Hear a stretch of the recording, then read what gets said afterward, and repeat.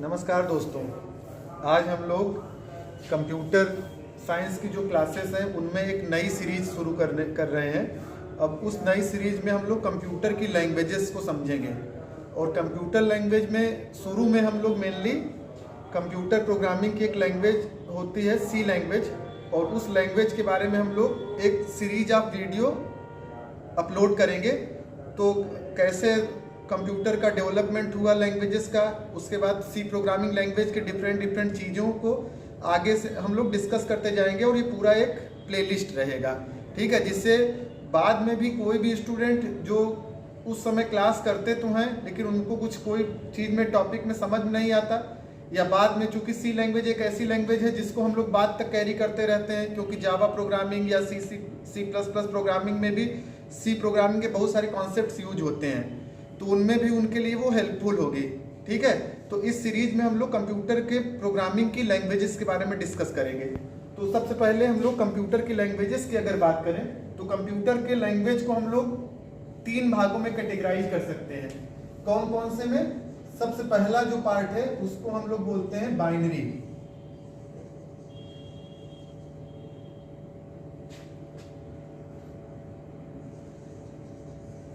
Binary language, और दूसरा है आपका असेंबली लैंग्वेज, और तीसरा जो पार्ट है इसका उसको हम लोग बोलते हैं हाई लेवल लैंग्वेज। अब इन तीनों के बारे में थोड़ा थोड़ा हम लोग डिस्कस करते हैं सी प्रोग्रामिंग पे चलने से पहले कि ये तीनों लैंग्वेजेस क्या होती है। बाइनरी लेवल लैंग्वेज क्या थी, उसमें क्या कमी थी, या असेंबली लेवल लैंग्वेज में क्या हमें बेनिफिट मिला, या हाई लेवल लैंग्वेज में क्या बेनिफिट मिला। और आगे जब हम लोग सी प्रोग्रामिंग का जो हमने अभी समझा कि सीरीज ऑफ वीडियो आपको अपलोड किया जाएगा और उसमें जो भी सी प्रोग्रामिंग के जितने भी कॉन्सेप्ट्स हैं उन सारे कॉन्सेप्ट्स को हम लोग पढ़ेंगे, ठीक है। यूट्यूब पे आप जब भी चाहते हैं उसको आप फिर से एक्सेस कर सकते हैं, उसको जब भी चाहते हैं उसको देख सकते हैं। तो बाइनरी लैंग्वेज सबसे हम लोग पहले समझते हैं। कंप्यूटर की लैंग्वेज का मतलब जिस भाषा में कंप्यूटर से हम लोग इंटरेक्ट कर पाते हैं, जिस भाषा में कंप्यूटर से हम लोग बात कर पाते हैं, उस भाषा को या उसको हम लोग कंप्यूटर की लैंग्वेज बोलते हैं। जैसे आम इंसान एक दूसरे से बात करते हैं तो एक दूसरे की लैंग्वेज जानते हैं। जैसे हम लोग आपसे बात करते हैं तो कभी हिंदी में बोलते हैं, कभी इंग्लिश में बात करते हैं। तो जिस भी भाषा में हम लोग बात करते हैं वो लैंग्वेज एक दूसरे को आनी चाहिए। जैसे हम अगर हिंदी बोल रहे हैं तो दूसरा भी अगर हिंदी समझ रहा है तो हमारे एक कम्युनिकेशन हो जाएगा। लेकिन हम किसी और भाषा में बोले, दूसरा किसी और भाषा को समझे, कि दोनों के बीच में कम्युनिकेशन गैप होगा। तो यहाँ पे बाइनरी लेवल लैंग्वेज या बाइनरी लैंग्वेज को ही हम लोग क्या बोलते हैं, इसको एक और बात हम लोग बोलते हैं, एक और चीज बोलते हैं लो लेवल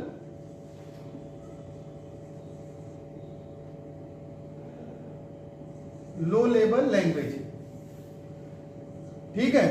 तो बाइनरी लेवल लैंग्वेज को ही हम लोग क्या बोल सकते हैं, लो लेवल लैंग्वेज। और लो लेवल लैंग्वेज में जो भी हम लोग प्रोग्राम करते हैं, जो भी हम लोग कोई भी डेवलपमेंट करते हैं, ठीक है, वो किस फॉर्म में होता है, 0 और 1 के फॉर्म में। तो बाइनरी में इसको हम लोग क्या बोलते हैं, बाइनरी और डिजिट। तो बाइनरी का BI और डिजिट का T, इससे मिलकर क्या बनता है, बिट। क्या बनता है, बिट। और बिट का मतलब क्या होता है, 0 या 1। तो आप जानते हैं कंप्यूटर जो है वो हमारा डिजिटल कंप्यूटर है, और डिजिटल कंप्यूटर किस फॉर्म में चीजों को समझता है, 0-1 के फॉर्म में चीजों को समझता है। और बाइनरी लैंग्वेज जो थी वो किस फॉर्म में इंटरप्रेट करता था, किस फॉर्म में काम करता था, 0-1 के फॉर्म में। अब देखिए इसमें सबसे बड़ा प्रॉब्लम यूजर के लिए क्या था या प्रोग्रामर के लिए ये था कि प्रोग्रामर को 0-1 के फॉर्म में कोडिंग करनी पड़ती थी। लेकिन मशीन के लिए चूंकि ये आसान था। क्यों आसान था? क्योंकि मशीन को जिस फॉर्म में चीजें चाहिए थी उसी फॉर्म में उसको चीजें मिल रही थी। तो बाइनरी लेवल लैंग्वेज मशीन के लिए तो आसान थी, क्योंकि मशीन या computer system binary level language को ही समझता है, ठीक है। बाइनरी डिजिट को ही समझता है बिट्स के फॉर्म में। और बाइनरी लैंग्वेज को ही हम लोग क्या बोल सकते हैं, लो लेवल लैंग्वेज, या इसको हम लोग बोल सकते हैं मशीन लेवल लैंग्वेज। क्या बोल सकते हैं, मशीन लेवल लैंग्वेज। अब मशीन लेवल लैंग्वेज बोले और चाहे बाइनरी लेवल लैंग्वेज बोले और चाहे लो लेवल लैंग्वेज बोले, तीनों का मतलब सेम है और तीनों ही मशीन से जुड़े हुए प्रोग्राम को काम करते थे। तो यहाँ पे शुरू में जब प्रोग्रामिंग शुरू हुई तो यहाँ पे जो भी कोडिंग की जाती थी वो बाइनरी फॉर्म में की जाती थी। इससे यूजर के लिए या प्रोग्रामर के लिए तो दिक्कत थी, लेकिन चूंकि मशीन को जिस फॉर्म में चीजें मिल रही थी उसी फॉर्म में चीजें उसको मिल रही थी, इसलिए मशीन का ओवरऑल एग्जीक्यूशन टाइम फास्ट था। मशीन उस चीजों को आसानी से एग्जीक्यूट कर रहा था, ठीक। लेकिन यूजर के लिए या प्रोग्रामर के लिए वो एक दिक्कत वाली बात थी। क्यों? क्योंकि उसको हर एक चीज किसमें देना पड़ता था, 0-1 के फॉर्म में, बाइनरी फॉर्म में या लो लेवल लैंग्वेज के फॉर्म में, ठीक है। तो बाइनरी फॉर्म में जैसे हमें 2 नंबर को ऐड करना है, हमें 7 और 2 को ऐड करना है, तो उसको पहले बाइनरी में हम लोग दें। बाइनरी का मतलब 7 का बाइनरी होता है 111 और 2 का बाइनरी होता है 10, ठीक। तो उन दोनों को फॉर्म में हमें कोडिंग करनी पड़ती थी, बाइनरी फॉर्म में कोडिंग करनी पड़ती थी, इसलिए यूजर के लिए एक डिफिकल्ट टास्क था। यूजर फ्रेंडली ये लैंग्वेज नहीं थी। दूसरी चीज ये पोर्टेबल नहीं होती थी। पोर्टेबल का मतलब एक मशीन पे अगर हम प्रोग्राम को रन कर लेते थे तो दूसरे मशीन पे प्रोग्राम रन करने में दिक्कत आती थी, उसका आउटपुट चेंज हो जाता था। लेकिन और डेवलपमेंट हुआ और डेवलपमेंट के बाद जो लैंग्वेज बनी उस लैंग्वेज को बोला गया असेंबली लैंग्वेज या असेंबली लेवल लैंग्वेज, ठीक है। और असेंबली लेवल लैंग्वेज में हमने कुछ प्री डिफाइंड कोड यूज किए, कुछ प्री डिफाइंड कोड यूज किए, जिन कोड को हम लोग बोले निमोनिक कोड। क्या बोला हमने उसको? निमोनिक कोड, या इसको हम लोग बोले सिंबॉलिक कोड, ठीक है। निमोनिक और सिंबॉलिक कोड, ठीक है। कुछ प्री डिफाइंड कोड्स यहां पे असेंबली लेवल लैंग्वेज में यूज किए गए। उन प्री डिफाइंड कोड को क्या बोला गया? निमोनिक कोड, ठीक है। अब निमोनिक कोड का मतलब जैसे एडिशन के लिए कोड बना दिया गया ऐड, सब्ट्रैक्शन के लिए कोड बना दिया गया, कुछ एसयूबी बना दिया गया, मल्टीप्लिकेशन के लिए मल्टी बना दिया गया, डिवीजन के लिए कुछ कोड बना दिया गया। तो अब पूरा हमें 0-1 के फॉर्म में न करने की बजाय हमारे पास कुछ प्री डिफाइंड कोड बनाए गए, जिन प्री डिफाइंड कोड को डायरेक्टली हम यूज करके उन प्रोग्रामिंग की लैंग्वेज को एग्जीक्यूट कर लेते थे। तो यूजर के लिए थोड़ा सा आसान हुआ। लेकिन यहाँ पे एक प्रॉब्लम ये आई, क्योंकि मशीन केवल मशीन लेवल लैंग्वेज प्रोग्राम को समझ रहा था, तो यहाँ पे असेंबली लेवल लैंग्वेज को मशीन लेवल लैंग्वेज में कन्वर्ट करने की प्रॉब्लम आई। जैसे सिंपल भाषा में हम लोग समझते हैं कि एक पर्सन को अगर उर्दू लैंग्वेज आ रही है या चाइनीज लैंग्वेज आ रही है, दूसरे पर्सन को इंग्लिश लैंग्वेज आ रही है, तो इंग्लिश वाला जो भी बात करेगा वो चाइनीज वाले को नहीं समझ में आएगी और चाइनीज वाला जो भी बात करेगा वो इंग्लिश वाले को समझ में आएगी। दोनों के बीच में एक ट्रांसलेटर की जरूरत पड़ेगी। ऐसे ही ट्रांसलेशन के लिए यहाँ पे जो सॉफ्टवेयर यूज किया गया उसको बोला गया असेंबलर। क्या बोला गया? असेंबलर। असेंबलर का काम क्या था? असेंबली लेवल लैंग्वेज को ये लो लेवल लैंग्वेज या मशीन लेवल लैंग्वेज में कन्वर्ट करता था। तो जो भी हम लोग असेंबली लेवल लैंग्वेज में pre defined code mnemonic code use किए, उन निमोनिक कोड्स को या असेंबली लेवल लैंग्वेज को मशीन लेवल लैंग्वेज में कन्वर्ट करने के लिए जो यहाँ पे ट्रांसलेटर यूज हुआ, उस ट्रांसलेटर को हमने बोला असेंबलर। असेंबलर का काम क्या था? असेंबली लेवल लैंग्वेज को किस में कन्वर्ट करता था? असेंबली लेवल लैंग्वेज को बाइनरी लेवल लैंग्वेज में कन्वर्ट करता था वो, ठीक है। फिर और डेवलपमेंट हुआ, और डेवलपमेंट होने के बाद और डेवलपमेंट जब हुआ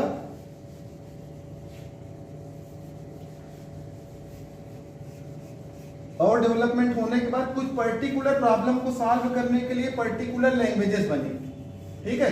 पर्टिकुलर जो भी प्रॉब्लम थी उनको सॉल्व करने के लिए पर्टिकुलर लैंग्वेजेस बनी। जैसे उस समय की लैंग्वेज क्या थी?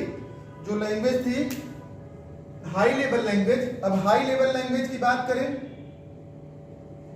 तो हाई लेवल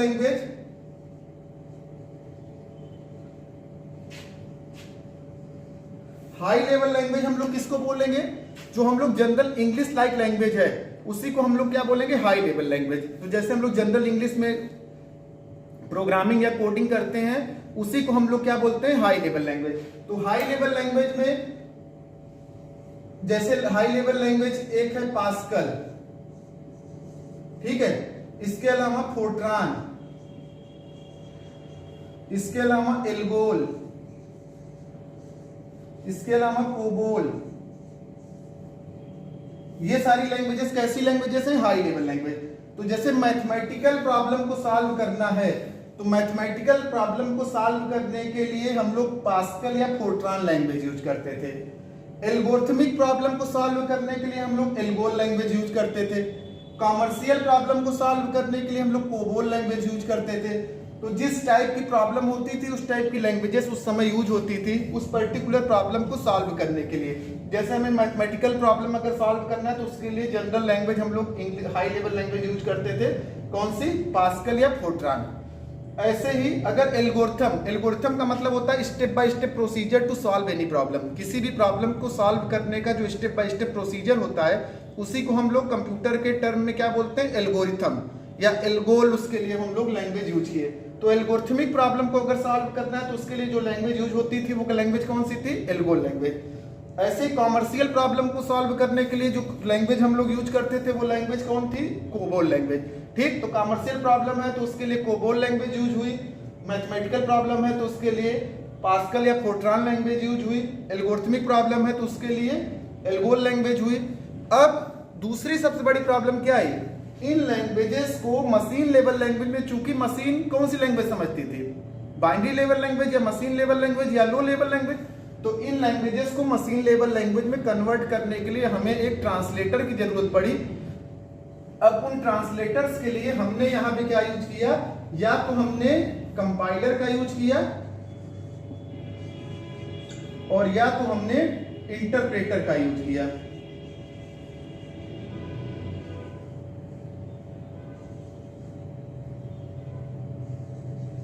इंटरप्रेटर या कंपाइलर का यूज किया। तो कंपाइलर का काम क्या था? कंपाइलर का काम था हाई लेवल लैंग्वेज को मशीन लेवल लैंग्वेज में कन्वर्ट करता था ये। और कैसे कन्वर्ट करता था? Page wise. और जबकि इंटरप्रेटर भी एक ट्रांसलेटर था, उसका भी काम क्या था? हाई लेवल लैंग्वेज को मशीन लेवल लैंग्वेज में कन्वर्ट करता था। लेकिन हाई लेवल लैंग्वेज को मशीन लेवल लैंग्वेज में कन्वर्ट करने के लिए ये लाइन बाय लाइन एग्जीक्यूट करता था। तो देखिए दोनों का काम सेम है। दोनों का काम क्या है? हाई लेवल लैंग्वेज को मशीन लेवल लैंग्वेज में कन्वर्ट करना। लेकिन दोनों का काम करने का तरीका अलग है।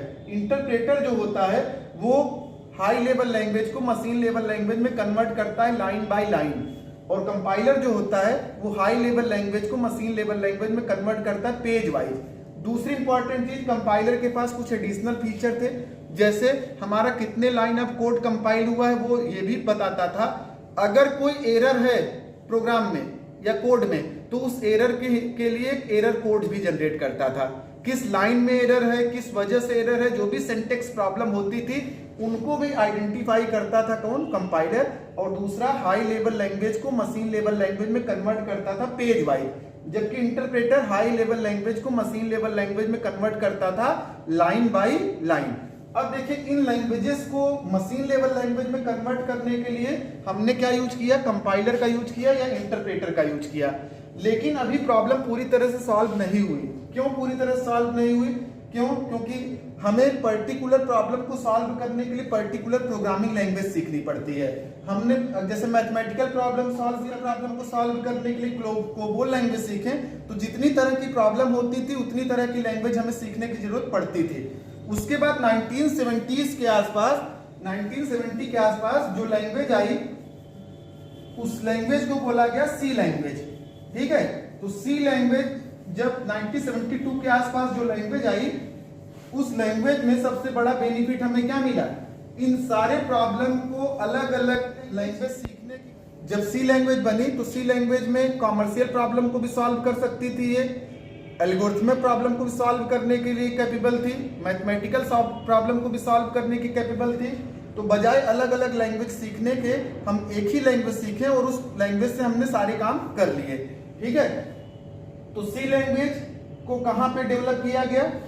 AT&T बेल लेबोरेटरी अमेरिका में। किसने इसको डेवलप किया? डेनिस रिची और केएन थॉमसन ने। और सी लैंग्वेज कैसे यूज करते हैं, ठीक है, उसके क्या क्या डेटा टाइप्स होते हैं, कैसे उसके प्रोग्राम को डेवलप करते हैं, कौन कौन सी हेडर फाइल्स हम यूज करते हैं, और प्रोग्राम का जो जनरल स्ट्रक्चर होता है उस जनरल स्ट्रक्चर के बारे में हम लोग अगली क्लास में डिस्कस करेंगे। तो आज की क्लास में हम लोग केवल एक ये बात समझे कि सी लैंग्वेज की जरूरत क्या पड़ी, क्यों सी लैंग्वेज क्रिएट की गई, पहले बाइनरी लेवल लैंग्वेज में हम लोग प्रोग्रामिंग करते थे, बाइनरी लेवल लैंग्वेज के बाद फिर असेंबली लेवल लैंग्वेज का यूज होने लगा, और असेंबली लेवल लैंग्वेज में कुछ प्री डिफाइंड कोड्स यूज किए गए, जिन प्री डिफाइंड कोड्स को क्या बोला गया, निमोनिक कोड या सिंबॉलिक कोड। और उसके बाद फिर हाई लेवल लैंग्वेजेस डेवलप हुई, और हाई लेवल लैंग्वेजेस में जैसे पास्कल बनी, फोर्ट्रान बनी, कोबोल बनी, एल्गोल बनी। तो पर्टिकुलर प्रॉब्लम को सॉल्व करने के लिए पर्टिकुलर लैंग्वेजेस बनी, जिससे भी हमारा प्रॉब्लम सॉल्व नहीं हुआ।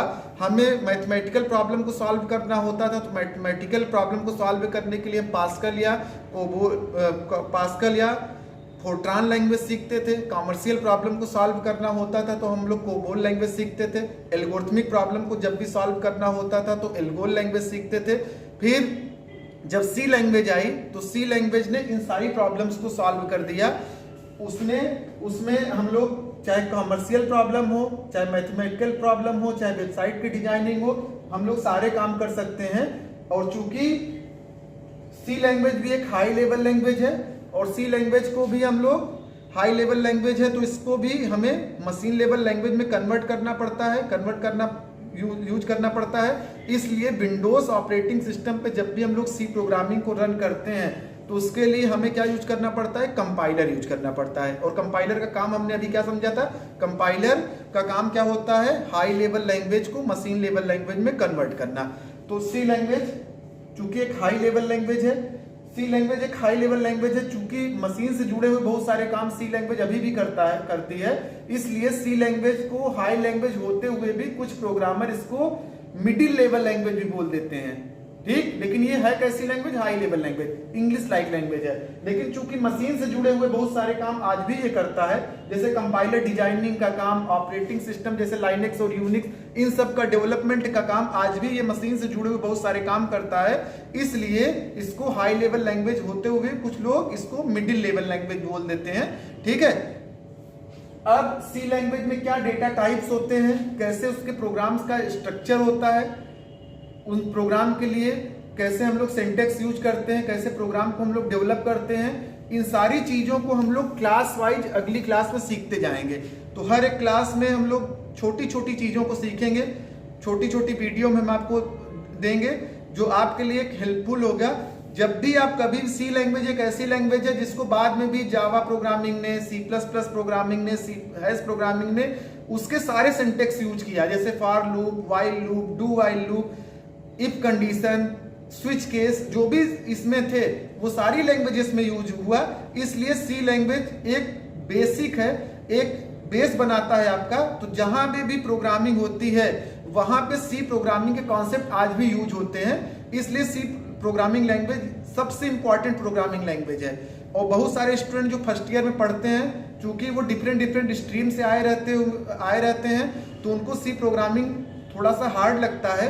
तो जब क्लास आप पढ़ लेते हैं तो क्लास पढ़ने के बाद आप वीडियो देख लीजिए, कहीं आपको दिक्कत होती है तो फिर से पॉज करके दोबारा आप रिवाइंड करके देख लीजिए। फिर से अगर किसी को दिक्कत होती है तो आप कमेंट बॉक्स में उसको लिख सकते हैं, या जो हमारे कॉलेज के स्टूडेंट हैं हमसे डायरेक्ट आके पूछ भी सकते हैं, ठीक है। पहली जो दोनों वीडियो डाली गई थी आपके द्वारा, उसको बहुत सारा प्यार मिला और बहुत सारे लाइक मिले। सारे स्टूडेंट इससे जुड़ जाएंगे, जिससे आगे जब भी आप वीडियो अपलोड की जाएगी तो आपको नोटिफिकेशन मिलने के लिए आप सारे स्टूडेंट क्या करेंगे, इसको सब्सक्राइब करेंगे।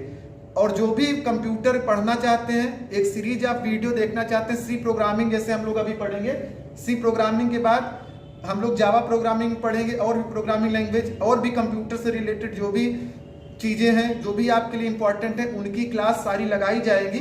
तो जिसको जो भी कोई दिक्कत होती है वो कमेंट बॉक्स में प्लेस करेगा। सब लोग चैनल को लाइक कर देंगे, चैनल को सब्सक्राइब कर देंगे, उसको लाइक कर देंगे और अपने और फ्रेंड के साथ इसको शेयर करेंगे। क्योंकि बीएससी कंप्यूटर एप्लीकेशन के अलावा बीसीए जहां पे चल रहा है, एमसीए के कोर्स जहां पे चल रहे हैं, बीटेक कंप्यूटर साइंस जहां पे चल रहा है, बीटेक कंप्यूटर आईटी चल रहा है, वहां पे सी प्रोग्रामिंग हर जगह पढ़ी जाती है। तो आपके जो भी दोस्त हैं उनसे आप लोग शेयर करेंगे। और चूंकि वीडियो हम सारी डालेंगे, अगर किसी को कोई दिक्कत होती है तो वो वहां से हेल्प लेकर के आपके लिए हेल्पफुल बनेगा और आपके प्रोग्राम को समझने का एक अच्छा डेवलपमेंट बनाएगा, आपको प्रोग्राम को समझने के लिए एक कदम आगे बढ़ाएगा। और एक बार आपको सी लैंग्वेज समझ में आ जाएगी तो आपको सी प्लस प्लस बड़ी आसान लगेगी। जब हम लोग सी प्लस प्लस के वीडियो लेक्चर को रिकॉर्ड करेंगे या सी प्लस प्लस जब पढ़ेंगे तो आप देखेंगे आप सी प्रोग्रामिंग से आपको कितना हेल्प मिलता है और सी प्लस प्लस जावा आपको बहुत ही ईजिली समझ में आएगी। ठीक है, तो सब लोग क्या करेंगे, चैनल को सब्सक्राइब कर लीजिए। ठीक, क्योंकि आज ये पहली वीडियो है, सी प्रोग्रामिंग हम लोग स्टार्ट कर। आज की क्लास में केवल कंप्यूटर लैंग्वेजेस क्या होती है उसके बारे में डिस्कस किया गया है। अगली क्लास से कंप्यूटर में सी प्रोग्रामिंग के पर्टिकुलर प्रोग्राम्स कैसे बनते हैं, कैसे डेवलपमेंट होते हैं, क्या डेटा टाइप्स यूज होते हैं, उसके सारे चीज़ों को हम लोग डिस्कस करेंगे बारी बारी क्लास वाइज। तो वो आपके लिए बहुत ही हेल्पफुल होगा। और भी स्टूडेंट जो जुड़ना चाहते हैं वो यूट्यूब से जुड़ेंगे और आप भी अपने और लोगों से शेयर करिए जिससे ज़्यादा से ज़्यादा लोगों को लाभ मिल सके।